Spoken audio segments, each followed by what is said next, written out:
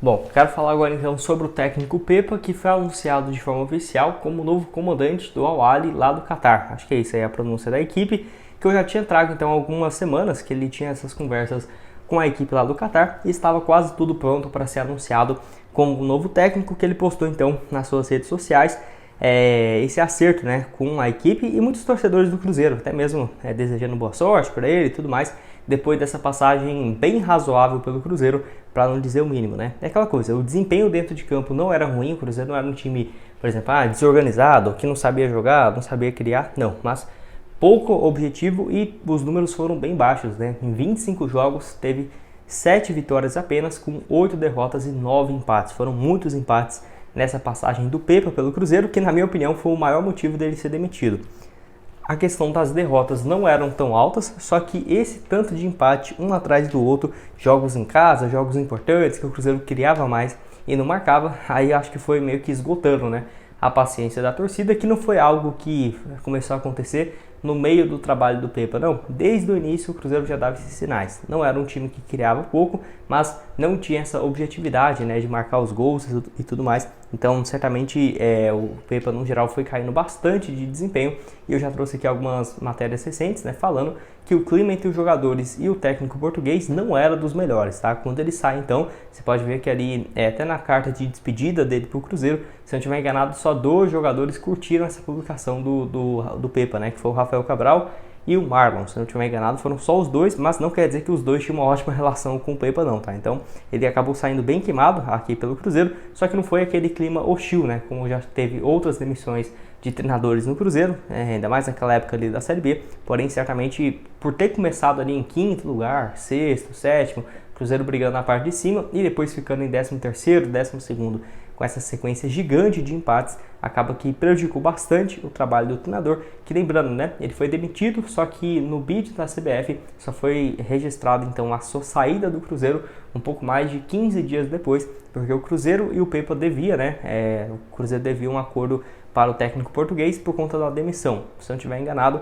um valor assim, próximo do que ele recebia durante 3 meses a 4 meses. Então não seria um valor tão alto, mas o Cruzeiro estava tentando fazer esse pagamento parcelado para não ter que pagar à vista e acabou chegando a um acordo com o técnico português, que na sua saída falou bem, né, do Cruzeiro, do dia a dia e que esperava continuar mais. Enfim, acabou não dando muito certo essa passagem do português. Não ficaria surpreso se para o ano que vem o Cruzeiro, mesmo agora tendo o Zé Ricardo, trocar de treinador e manter algum técnico brasileiro depois de não ter dado certo até aqui, né, com o europeu. Com esse aqui é nosso vídeo, tem um recado aqui, ó, do Futebol Interativo, patrocinador do canal, que você pode trabalhar no futebol, tá? Seja você tem interesse de ser um treinador, um analista técnico, ou, por exemplo, numa área como jornalista, analista de desempenho, você pode fazer e tirar a sua certificação, inclusive com parceria com alguns clubes, ó, que eu vou deixar aqui, ó, espalhados pelo Brasil, que você pode ir lá e fazer um estágio, tá? Para você ter o dia a dia daquela sua profissão. E você vindo pelo meu link aqui embaixo na descrição, falando que veio aqui pelo canal, pelo Cruzeiro News, você garante esse desconto de R$1.000 na sua matrícula. Então, para você começar hoje mesmo no futebol interativo, tirar todas as suas dúvidas, ver quais são as áreas disponíveis, que são várias, tá? O link vai estar tanto aqui embaixo na descrição, quanto também no primeiro comentário fixado. O Cruzeiro aí precisando de um treinador, né? Quem sabe aí você não possa ser o técnico do Cruzeiro no futuro.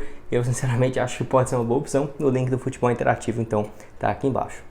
Aqui com vocês sobre o Luciano Vieto, vocês lembram dele? Jogador então que eu já trouxe aqui no canal porque ele ficou livre do mercado depois de ter terminado seu contrato lá com o Al Hilal, quando ele chega em 2019 e fica quase 4 anos com vínculo com a equipe, que se encerrou então no meio desse ano, né? No mês de maio para junho já tinha terminado seu vínculo e ele estava livre no mercado, ficou quase 2 meses livre e nesse meio tempo, né? Obviamente foi especulado em vários times. Aqui no Brasil foi especulado no Cruzeiro, no Vasco, no São Paulo, no Flamengo, enfim, várias equipes também do futebol sul-americano, como por exemplo lá no futebol argentino no River Plate e no Boca Juniors. Então foram várias as especulações nesse sentido. É aquela coisa, né? É porque ele foi especulado que os times daqui teriam condições de contratá-lo? Bom, se você fosse analisar o salário dele lá do Al Hilal, não era tão fora da realidade de alguns jogadores do futebol brasileiro e até do Cruzeiro, né, do Matheus Pereira, por exemplo, porque ele tinha vencimentos próximos da casa de R$800 mil por mês. Então, não era um valor totalmente fora da realidade. Porém, ele já teve bom desempenho lá no Al Hilal, que não renovou o seu contrato justamente porque olha quem que eles trouxeram, né? Eles trouxeram o Neymar, o Malcom, aí tem o Michael, tem o Mitrovic. Então o ataque dele já era muito bom e o Vietto, mesmo tendo um bom desempenho, principalmente no Mundial de Clubes contra o Flamengo, contra o Real Madrid, ele iria ocupar uma vaga de estrangeiro, né?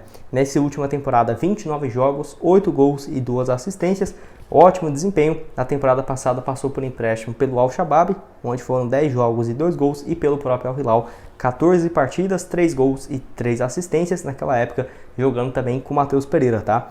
O melhor ano dele pelo Al-Hilal foi em 2020 e 2021. Logo depois que ele chega, 34 partidas, 6 gols e 4 assistências, vindo lá do futebol europeu, né? Que ele passou por várias equipes. Quando ele surge no Racing, ele vai para o Vila Real. Olha aqui, ó, 2014 e 2015, o primeiro ano do Vietto no futebol europeu foi sensacional, né? 48 jogos, 20 gols.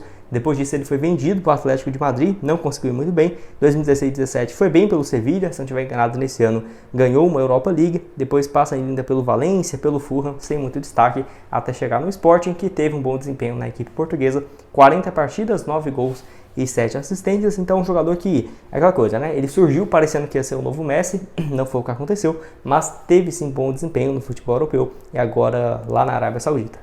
Bom, só que a grande questão é que, apesar do Vasco, que foi um dos times que tentou a sua contratação até a reta final, ele fechou com a equipe lá da Arábia Saudita, o Al-Qadis, não sei falar a pronúncia desse time, enfim, ele foi para lá, onde vai ter um vencimento de quase 2 milhões e 200 mil reais por mês, livres de impostos, né? Então, assim, ele gostaria de uma proposta, quando ele saiu lá da Arábia, de 1 milhão de reais por mês. Acabou que esse clube aí do Catar, da Arábia Saudita também, dispôs a pagar mais de 2 milhões livres, né?